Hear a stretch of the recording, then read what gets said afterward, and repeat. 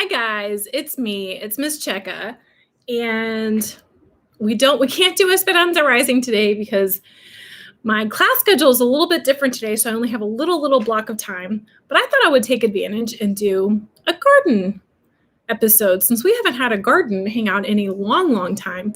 So I was just going to show you my incredibly messy front porch and some of the experiments that I have going on here. So first of all, you guys, well, actually, no. Before, first of all, let's talk about citrus and how I love citrus. And citrus is like the most heavenly scent ever in the universe, and I love it so much. Well, I went a little crazy, and I got a lemon tree. So I'm going to show you the lemon tree. Let's look over here. I may even pot this lemon tree during the hangout. So this is it. And you may say, Miss Checka, that cannot be a lemon tree because that is like little bitty and you were holding it in your hand. And you would be right, except it's a dwarf lemon tree. So this is a Meyer lemon, and you can get them little bitty like this because they made a special hybrid that grows normal size lemons, but the tree itself it's dwarf. That's why it's called that. So the marvelous thing about citrus to me is how much it smells. So I like to sometimes take the leaves and then crush them like this. It smells so good. And notice that right now there's nothing on it. It's really dark green leaves, right? It looks like there's something here, but this is just a picture. This is just the tag. So I live in North Texas, and this isn't really the right climate for it. But I'm going to try and take care of it as much as I can. The reason I say it's not the right climate for it is because it gets too cold here in the winter, even though it doesn't get very cold at all compared to like a northern place. But citrus plants like oranges, lemons, grapefruits, all of these kinds, they flower in the winter. So in the winter, you get these beautiful white flowers, and the flowers, that's where the fruit comes from. So right now, it's just going to absorb some sunshine. I'm going to put it in a pot, and then hopefully,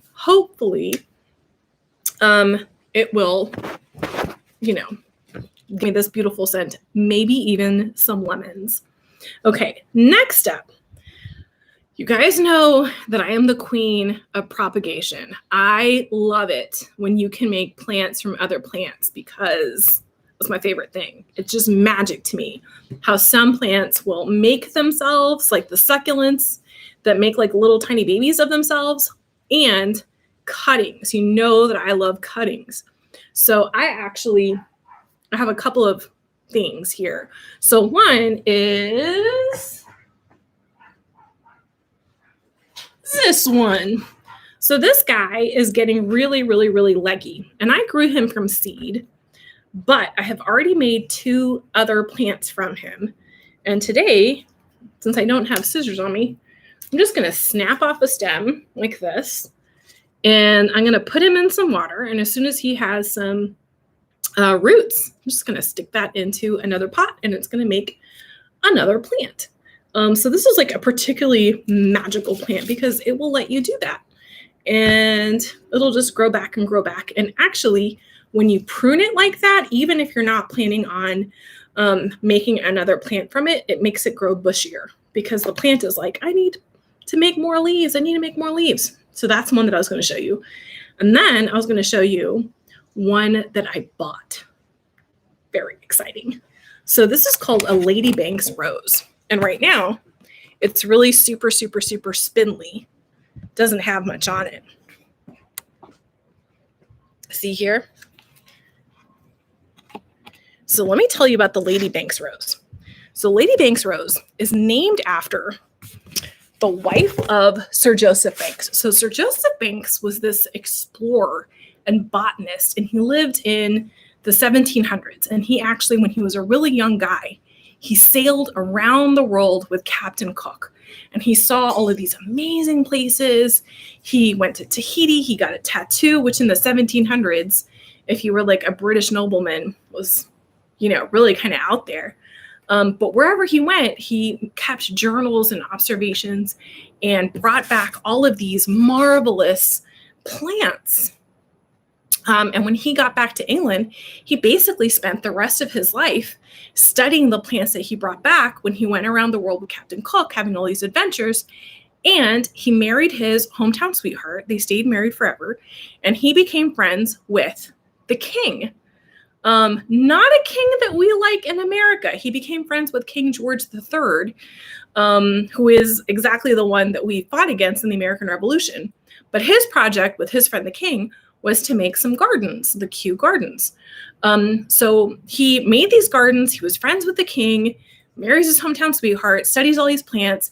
When I say he's a botanist, I mean like he studied these plants. But he also would, anytime there was an exploration happening, like a ship or a voyage that was going, he would often say like, hey, when you get to this country or this place, send me back some really good plants. So this one guy sends him back these beautiful roses that don't look like normal roses, or like what I think of when I think of a rose. And it's a little yellow flower and it climbs like this. And in my family, my mom says that my grandma had them at her house in Mexico and called them lluvia de oro, the golden rain. And so he sends it back to England. He gives them to Joseph Banks. And so Joseph Banks, you can tell that he liked them a lot and that he thought that they were very beautiful because he named them after his wife.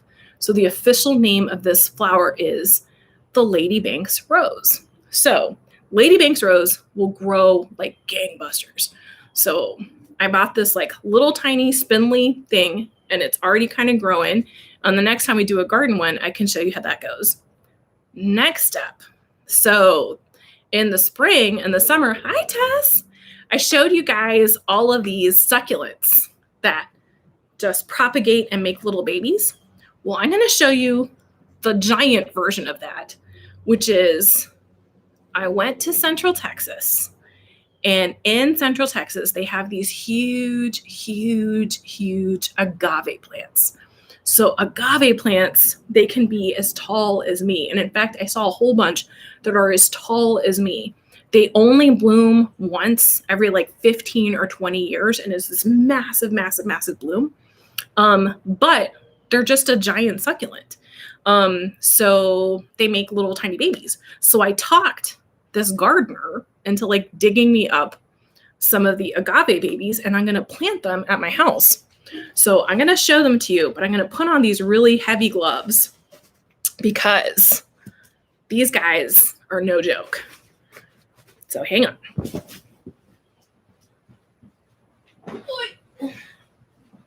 Here we go. So he dug these right out of the ground for me. Okay, all of them are like too spiny for me to really grab. But you can see they look like this. They have these heavy, heavy spines. And I'm going to put them in the ground and they're just going to root. And you can see just by looking at them that they're from the same family as the aloe plant. Remember I showed you the aloe plant? And it has like that same kind of structure, like a starburst, right? That kind of goes from the middle, shoots up like this. And then when it propagates, it makes little tiny baby ones.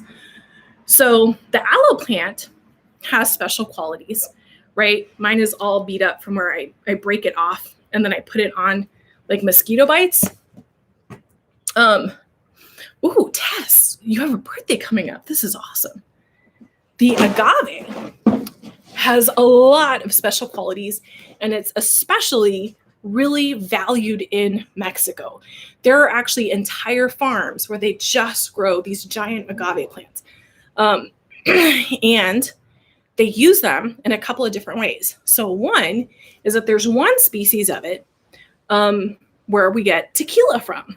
And tequila is made in Mexico. It's very, very, very old drink. The other thing is that in the center of the agave plant is basically sugar, right? So one way, instead of using sugar cane like we use in other parts of the world, is in ancient Mexico, you could use the agave nectar. The other thing, and these are even though these are like big, they're much bigger than my aloe plant. When I plant them into the ground, you're going to be able to see that they get huge, like as tall as me. And when you see that, you'll be able to see these leaves right here. They have another really neat quality that I've always thought is fascinating. So in ancient Mexico, before the Spaniards got there, there was two kinds of materials that you could use for your clothes. So this t-shirt that I'm wearing is made out of cotton. And if you were a super wealthy person, like a nobleman, then your clothes would be made out of cotton. So maybe this means that like I'm secretly a fancy lady.